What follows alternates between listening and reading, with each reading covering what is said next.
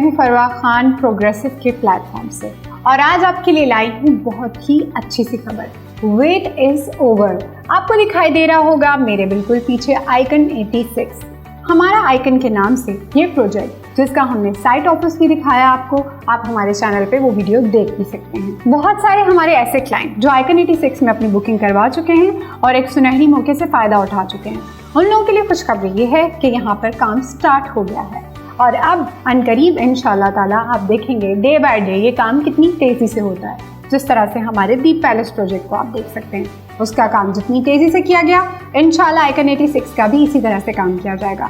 Icon 86 के बारे में अगर आप कहें कि कोई 3 ऐसी बातें बताएं जिसकी वजह से मैं ये प्लॉट खरीदूं या मैं यहाँ पे अपार्टमेंट बुक करवाऊं। सबसे पहली बात कि ये मेन जगह पर है। दूसरी बात कि जिस तरह के प्रीसन 19 के टावर्स हैं, उन टावर्स के बाद वो बहरिया की तरफ से है। कोई प्राइवेट बिल्डर जिसने मेन जगह पे उसी टाइप की कुछ अच्छी सी बल्कि मॉडर्न और एलिगेंट एलिवेशन के साथ कोई प्रोजेक्ट बनाया हो तो वो है आइकन 86। इसके बाद तीसरी और बड़ी वजह, यहाँ पर एक खूबसूरत सा पार्क है जिस पार्क का नाम है थीम पार्क। उसके बिल्कुल सामने कॉर्नर पे उभरती हुई बिल्डिंग आइकन 86 है।